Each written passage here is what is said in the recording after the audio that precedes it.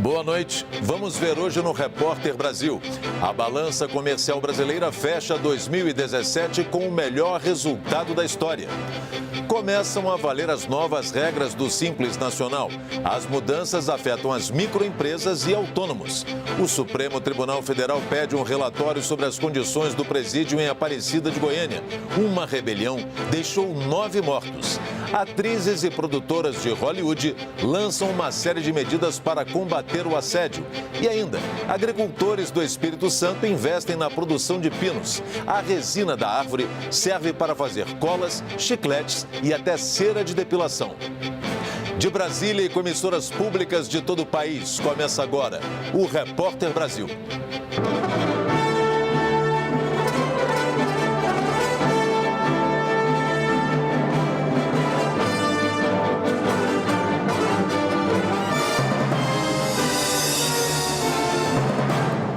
Em 2017, o país exportou bem mais do que importou. E o saldo positivo da balança comercial foi o melhor registrado até hoje. Quase metade do que o Brasil vendeu para outros países no ano passado é de produtos básicos, como soja e petróleo bruto. Na sequência, vêm os manufaturados, como os carros. E depois aparecem os semi-manufaturados, celulose, por exemplo. As vendas brasileiras para o exterior chegaram a 217 bilhões de dólares. Em contrapartida, a compra de produtos de outros países foi de 150 bilhões. Resultado, o país vendeu 67 bilhões de dólares a mais do que comprou. É o maior superávit que já foi registrado. A alta nas vendas foi puxada pelo bom desempenho de commodities como minério e soja, itens que têm baixo valor quando a gente compara com produtos industrializados. Mas houve crescimento das importações e das exportações, o que para o governo indica a retomada da economia. Este ano, nós temos uma diferença brutal com o crescimento das exportações e também crescimento das importações. Os economistas leem esses dados como uma retomada realmente do crescimento da economia brasileira. Os países que mais compram do Brasil são China, Estados Unidos, Argentina, Holanda e Japão. E os produtos mais comprados pelo Brasil vêm da China, dos Estados Unidos, da Argentina, da Alemanha e da Coreia do Sul. Para este ano, a expectativa é de novas altas, tanto nas exportações quanto nas importações. Mas o governo não espera um novo recorde. É que as compras de produtos de outros países devem crescer mais que as vendas. E o superávit esperado é de 50 bilhões de dólares. Um portal criado pelo governo na internet ajuda a desburocratizar a exportação de produtos brasileiros. A empresa de Jeová é uma das mais de 20 mil companhias brasileiras que exportaram em 2017. Há 8 anos, ele vende sandálias de borracha para o exterior. Exportação é bom, é uma oportunidade, é uma referência para o seu produto. Hoje, a empresa já está habituada com os procedimentos para exportação, mas são feitas várias etapas para concluir o envio de mercadoria. No atual sistema de exportação brasileiro, vários documentos e cadastros são necessários antes, durante e depois do envio de uma carga. Para se ter uma ideia, alguns dados como CNPJ, o cadastro de pessoa jurídica, precisam ser informados até 18 vezes durante esse processo. Para reduzir custo e tempo dos exportadores, já começou a funcionar o Portal Único de Exportação, que pretende simplificar tudo isso. Que ele faz, em linhas gerais, facilitar a exportação, facilitar uma operação de venda ao exterior, com redução do número de documentos que são apresentados, redução das informações exigidas pelo governo e, como consequência, uma agilidade muito maior. A ideia é diminuir de 13 para 8 dias a média de exportação dos produtos brasileiros. Hoje, os pedidos e as cargas passam pela fiscalização de até 22 órgãos. Um produto agrícola precisa passar, por exemplo, pela análise do Ministério da Indústria, Comércio Exterior e Serviços, só depois disso pela inspeção do Ministério da Agricultura e depois pela Receita Federal. Com o portal, isso poderá ser feito ao mesmo tempo. Por enquanto, as empresas exportadoras ainda podem usar os sistemas antigos, mas a partir do dia 2 de julho, só o Portal Único vai funcionar. Isso é um prazo que está sendo anunciado com antecedência para permitir com que todos os operadores possam se antecipar, conhecer o novo sistema, fazer adaptações necessárias nas suas práticas de negócios e, com isso, se aproveitar de um caminho muito mais moderno e muito mais ágil e que, no limite, vai trazer mais competitividade para as nossas exportações. O ministro da Secretaria-Geral da Presidência da República, Moreira Franco, foi entrevistado de hoje do programa Nos Corredores do Poder. Veja alguns dos principais assuntos abordados na entrevista à jornalista Rosiane Kennedy. Economia. Colocar o Brasil nos trilhos significa não só superar a recessão, que já superamos, garantir equilíbrio fiscal, mas sobretudo, repito, um crescimento sustentável. Transparência. Eu acho o seguinte, que ações dessa natureza, o que se chama de compliance, de regras em que haja transparência, é fundamental. O Brasil precisa disso. O mundo todo vive, felizmente, dentro deste ambiente. No Brasil também se viveu isso, e se vive há mais de uma década, porque tudo isso começou não agora, no que se chama de Lava Jato, mas vem desde a época do segundo mandato do presidente Lula, que foi o mensalão. E essas práticas, elas têm contribuído e certamente contribuirão para diminuir substancialmente o nível de corrupção, de malfeitos no trato da coisa pública, o que é extremamente saudável. Reforma tributária. Nós precisamos, nesse esforço de quebrar com essas corporações, com esse espírito corporativo, com essa intolerância a conviver com igualdade de oportunidades, também na área tributária, porque há aí grandes privilégios, grandes diferenças, em que muito poucos têm acesso a recursos financeiros, a crédito subsidiado, enquanto a grande maioria sofre desesperadamente. Burocracia e modernização. Eu creio que nós temos que simplificar processos. Há uma volúpia administrativa, fruto do espírito corporativo, que você dificulta a vida das pessoas. Se você leva 20 dias para abrir uma empresa, por que não abrir em 2 dias? Se você, está entendendo, é uma pessoa séria, honesta, por que você tem que provar que é sério e honesto? O presidente Michel Temer sancionou hoje a Lei Orçamentária Anual para 2018. O texto foi aprovado pelo Congresso em dezembro e prevê um orçamento da União de 3,5 trilhões de reais. A lei será publicada amanhã no Diário Oficial, com apenas um veto sobre um recurso extra aprovado pelo Congresso para o Fundo de Manutenção do Ensino Básico. Os parlamentares aprovaram um acréscimo de 1,5 bilhão de reais para esse fim, mas o presidente vetou porque o mesmo fundo já tinha sido contemplado com aumento de 14 bilhões em relação a 2017. As novas regras do Simples Nacional começaram a valer agora em janeiro e tem muita gente que já está buscando ajuda para saber como se adequar às mudanças que vão afetar micro e pequenas empresas e também profissionais liberais. A partir de agora, micro e pequenas empresas que faturem até R$ 4.800.000 por ano vão poder ser enquadradas no Simples Nacional, que tem menos burocracia para empresários. Nós já temos, independentemente da mudança do Simples, uma abertura de empresas no maior número, né? Seja como empreendedores individuais, seja como Simples Nacional.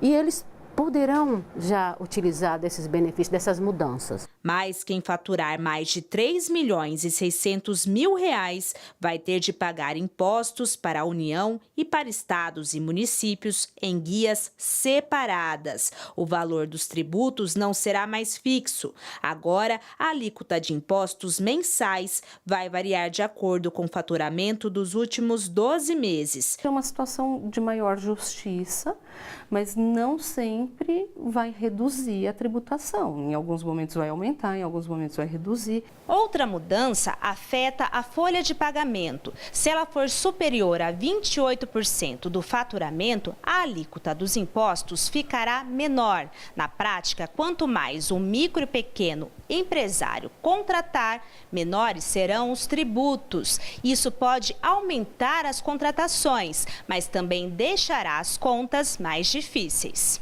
Quiseram privilegiar aqueles maiores empregadores, mas de uma outra forma criou-se uma exceção que você tem que calcular de uma forma diferente toda vez que a sua folha ou aumenta ou diminui ou seu faturamento aumenta ou cai. Para alguns profissionais liberais, as novas regras vão ajudar, como médicos, arquitetos, dentistas e psicólogos vão poder abrir empresas pelo Simples Nacional. A má notícia vem para arquivistas, contadores, técnicos contábeis e personal trainers, que não vão poder mais ser classificados como microempreendedores individuais, que fazem parte do Simples. O MEI ele não paga, né? Ele não tem um tributo. E quando passa a ser uma microempresa, tem a necessidade de ter um contador responsável pela empresa e ele vai pagar os tributos dentro do regime do Simples Nacional, que é de acordo com a atividade.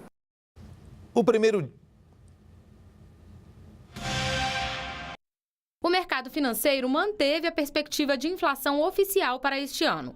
Os analistas ouvidos pelo Banco Central para o Boletim Focus esperam um IPCA de 3,96%. Já para a Selic, a taxa básica de juros da economia, a previsão é de 6,75% ao ano. A expectativa de crescimento da economia subiu, com a expansão do Produto Interno Bruto de 2,7% em 2018. O primeiro dia útil do ano começou devagar em muitas cidades do país. Em São Paulo, por exemplo, a terça-feira foi bem diferente para moradores que enfrentam uma rotina agitada e também para turistas que aproveitam essa época para conhecer a capital. Na maior cidade do país, quase sempre congestionada, até o trânsito circulou em outro ritmo hoje, bem mais calmo. Eu quase não rodei na cidade hoje, mas onde eu passei tá bom, tá livre, entendeu? São Paulo quase nunca para, mas no primeiro dia útil do ano, teve muita gente que parou sim para relaxar. Aqui, a parada foi na fila do Museu de Arte de São Paulo. Com entrada gratuita hoje, o MASP estava bem disputado. Primeira vez que eu venho aqui, estou conhecendo hoje. E já sabe o que você vai ver aqui no museu ou vai ser... Não, eu vou tentar ver tudo que tiver aqui. Glória mora na capital há alguns anos e decidiu curtir o dia livre com cultura. Eu estou atrás de livros. Agora acabei de ir na livraria para pegar um livro para continuar minhas atividades durante as férias. Esta família de Roraima aproveitou a calmaria de São Paulo para passear pela cidade. Tá dando uma voltinha aí. Conhecer aqui alguns pontos aqui em São Paulo, que é muito bacana mesmo. Já este casal veio de Recife, da Maratona de São Silvestre, e resolveu ficar mais uns dias. Estamos de férias ainda e estamos curtindo aqui um pouquinho São Paulo ainda. Passeando ou trabalhando, 2018 começou. E em São Paulo, o que não falta é gente com novos planos de vida. O João, de apenas 18 anos, vai abrir um restaurante amanhã. E aí, esse ano vai ser uma aventura. No primeiro ano de administração, vai ser a melhor coisa que tem.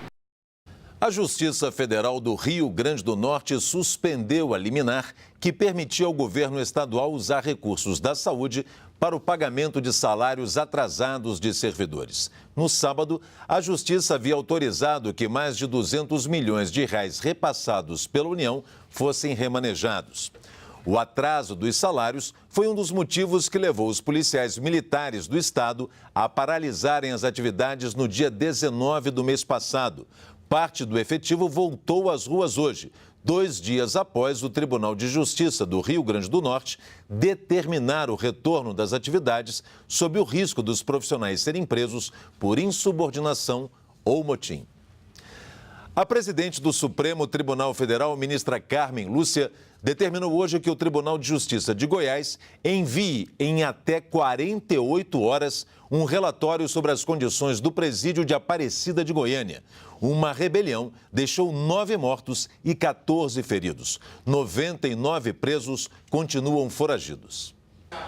Em coletiva à imprensa, o superintendente executivo de administração penitenciária confirmou o número de 9 mortos e 14 feridos na rebelião do semiaberto do Complexo Prisional de Aparecida de Goiânia.